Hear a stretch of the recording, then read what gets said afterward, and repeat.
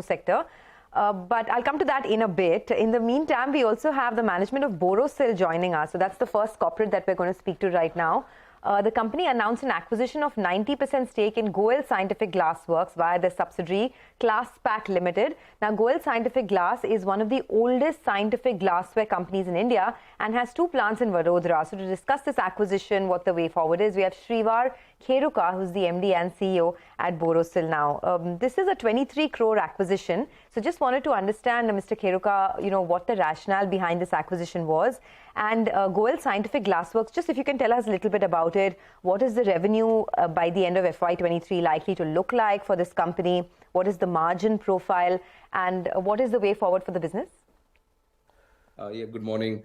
So the rationale for the acquisition is quite simple. As the one of India's leading scientific, consumable providers in the country, we wanted to expand our product portfolio. Goel Scientific, being one of the largest, scientific glassware companies in India, have a very strong product portfolio in the area of process systems. And this is used mainly in R&D, in pharmaceutical industry, in the chemical industry, as well as in defense. And we thought it would be a very good add-on product range to our product portfolio.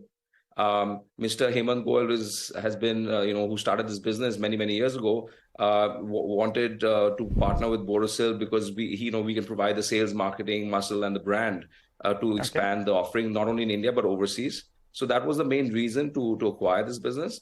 As far as the revenues are concerned, last year I believe their turnover was roughly in the 45 odd crore range, and they've been growing fairly rapidly in the last couple of years after COVID, with increased R&D spend here, and I think this year they've been growing at more than 30%. So Mr. Kheruka, we do have the numbers actually for the last 3 years, and it's been a steady performance. I mean, it's almost, I think, 47 crores in terms of revenues. But can you tell us, if you look ahead, what kind of average growth can the company eke out? And would you be taking any debt on your books as well post this acquisition? No, it's a small acquisition, so we don't really need any debt to fund this, frankly. But we believe that this company, we would like to really double the revenue in the next 3 to 4 years. And we believe there's enough potential there. And this is a very attractive business because it's not commoditized at all. It's very specific. You need a lot of subject matter expertise in these areas. So the margins are also, the return on capital employed could be quite attractive. All right. Hi, Shrivar. Thanks so much for joining in. What are the margins of this business? The 50 crores, you're saying it goes to around 100 crores in the next 3 to 4 years. What is the margin profile? I think at that growth rate, we should, at least deliver 20% EBITDA margins, if not higher. And as of now, what is it? 20% EBITDA margins, if not higher. And as of now, it is 20%, or it goes to 20% once you double your revenues? So right now, it's slightly lower than that. But it's early days for me to predict it, frankly. But it could be more than 20% in my view as we double our revenues. All right. Okay. So we've got enough about this small acquisition then. Well, talking about the scientific part of your business, how is Klasspack doing? That's the entity which is buying this unit, right? In the pharma packaging segment, if I look at it, for the first 9 months, there's a bit of a degrowth coming on a high base. What's the outlook from here on? From that division itself, at the 9-month mark, I think it's done around 55 crores. So what's the outlook going ahead? Have you seen some improvement in quarter 4? And for FY24, how is it likely to fare? Yeah, look, as far as the pharma packaging business, quarter 4 has, shown some rebound as already, predicted or stated last time. But and we expect a very good year coming up. When I say very good year in this space, 10, 12, 15% growth is a very good year because it's a very stable business. So as far as the overall scientific business is concerned, I think the revenues without Goel Scientific's acquisition would be north of 300 crores for the year. And this is going to, rapidly grow with the acquisition of Goel Scientific plus the synergy benefits it gets. So our goal is maybe we could, try and double this business in 4 to 5 years on an organic basis, and that's something I believe we can do. Mr. Kheruka, good morning. Could you tell us what is the revenue split for you across segments, user-based segments?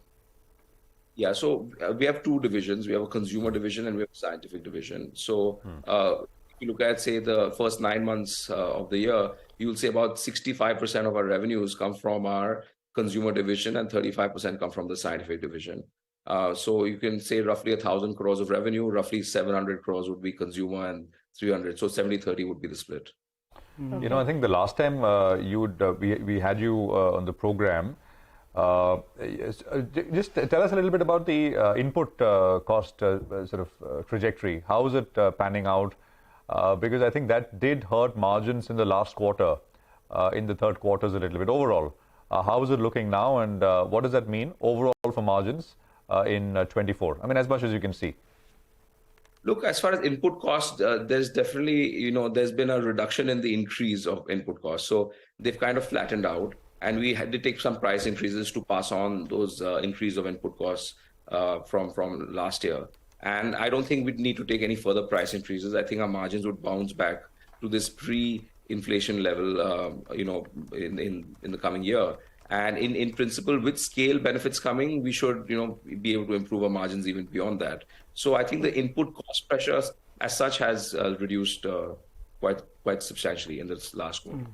So you said, you told us 24 to 26% margins, around that range is possible. You'd stick with that? So obviously both our divisions are separate. The scientific division and consumer division if you merge them, I think 22, 23 is what we had kind of forecasted past. And I think that's something that we should be able to achieve. Okay. Earlier you said your goal is to double this Goel Scientific Glassworks business, right? In 2 years, if I'm not wrong? Say 3 to 4 years. In 3 to 4 years, okay. Okay, so your goal is to double that business, got it. Any more acquisitions that you're looking at? And do you have any kind of, amount that you've earmarked for acquisitions over the next, say, 12 to 18 months? So frankly, we're always looking to see if we can get good product categories. We believe we have a strong brand and distribution channel. And the idea is to add on new product categories. So we're always looking. I can't say any more than that. But in principle, there's no amount earmarked. We are fairly cash, let's say, strong as on a balance sheet, and I don't think we are looking. So much of that cash is going for acquisitions. It could be organic growth or inorganic growth. It just depends on the valuation. It depends on so many factors. So there's no target for an acquisition. If it makes sense, we'll do it. All right, Shreevar, we're running a little short on time, but your opalware business, the capacity had doubled, right, in January itself. So how is demand shaping up out there, and what is the utilization levels you're looking at? Yeah, so look, glass, when you have a furnace, it's a step function. You go from 1 to 2, and it's not, you can't sell immediately the entire capacity, which is the case in all glass production. But in this case, we're seeing a very strong demand even now. If I look at Q4, it's the lowest quarter in terms of market demand in the country for consumer products. We're already at maybe 30-40% capacity utilization in the first part of the rather in Q4. And if I look going forward, I think that's going to increase. We would hope to reach 70-80% for the financial year 24. All right. Very quickly, before we let you go, I'm looking at a Monarch brokerage note. They have a target price of around 510 rupees. But they are saying that unlocking of value will come about once the demerger takes place, because I just try to add the sum of parts. What's the update out there? When do we see 2 listed entities? Which quarter? Yeah, well, this is a good question. This is not in my control, or it's not in our control. There's many other agencies involved who have to process this whole application and move it forward. Our best guess is by June we should see that. Okay, thanks a lot for joining in, and all the best with the new acquisition. And thanks for taking the time out and speaking to CNBC TV 18. Appreciate your thoughts. Well, that's the word coming in from Borosil. They have gone shopping and acquired a new company. So that's details.